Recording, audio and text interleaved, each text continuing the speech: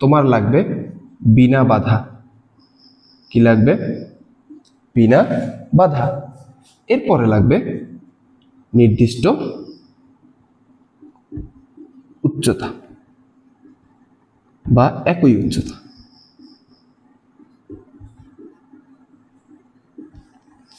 পরন্ত বস্তু এই জিনিসগুলো, অর্থাৎ পরন্ত বস্তুর তিনটা সূত্র আছে। এই তিনটা সূত্র সম্পর্কে কে আলোচনা করছে? বিজ্ঞানী গ্যালিলিও। কে আলোচনা করছে ভাইয়া? বিজ্ঞানী গ্যালিলিও।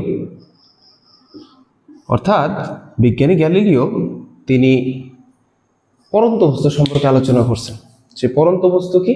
পরন্ত বস্তু তুমি যদি করতে চাও তাহলে তোমার সেখানে তিনটা জিনিস সবার প্রথমে লাগবে। সেটা হলো স্থির অবস্থান, বিনা বাধা, নির্দিষ্ট উচ্চতা বা একই উচ্চতা।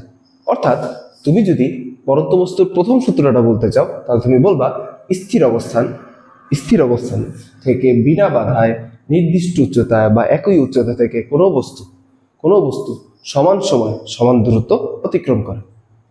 কোনো বস্তু সমান সময় সমান দূরত্ব অতিক্রম করে। তুমি যদি চিন্তা করো এই জায়গায় মনে করো আমি এই একটা বস্তু নিলাম, আর মনে করো একটা কলম নিলাম, বা আমি একটা কাগজের টুকরা নিলাম। আমি একটা কাগজের কি করলাম? চিন্তা করো, সাপোজ একটু চিন্তা করো, আমি মনে করি যে একটা কাগজের টুকরা নিলাম। এখন আমি যদি এটা উপর থেকে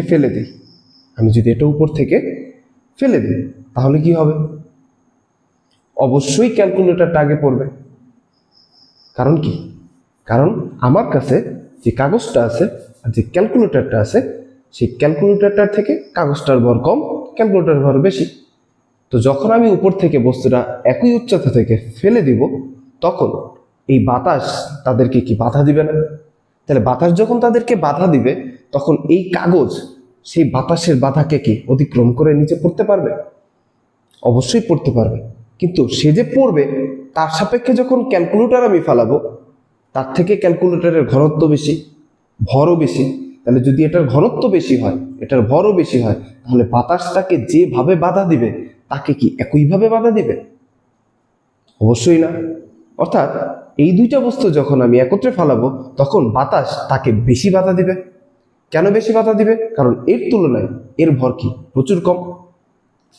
তাহলে যখন বাধা দিবে, তখন ইনি বাধা অতিক্রম করে খুব তাড়াতাড়ি পড়ে যাবে, এবং এনার বাধা অতিক্রম করে পড়তে অনেক সময় লেগে যাবে।